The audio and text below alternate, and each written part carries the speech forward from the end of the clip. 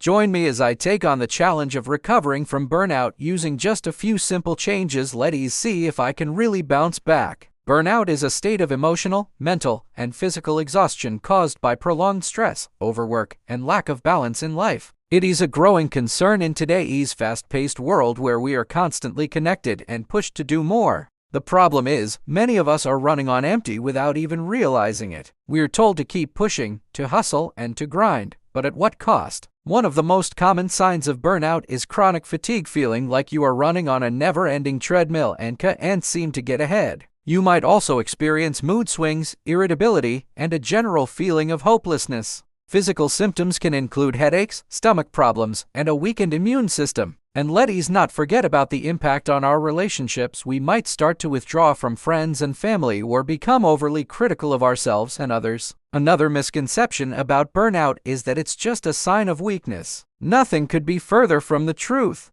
Burnout is a sign that something needs to change, that the current way of living is unsustainable. It's not about being weak. It's about being human. We're not designed to operate at high levels of stress for extended periods without consequences. The good news is that burnout is not a permanent condition. We can recover and rebuild our lives by making some simple changes. Let's talk about setting boundaries, learning to say no to things that drain our energy and say yes to things that nourish our mind, body, and soul. Practicing mindfulness can also help us stay present and focused, rather than getting caught up in worries about the past or future. Simple self-care practices like taking a walk outside, getting enough sleep, and eating a balanced diet can also make a big difference. It's amazing how often we overlook these basic needs in our quest to get more done. Prioritizing self-care isn't selfish. It's essential. By taking care of ourselves, we become more productive, creative, and resilient. I'd like to share a story about a friend who was on the brink of burnout. She was working long hours, barely sleeping, and feeling completely drained. But then she started making small changes, taking short breaks during the day,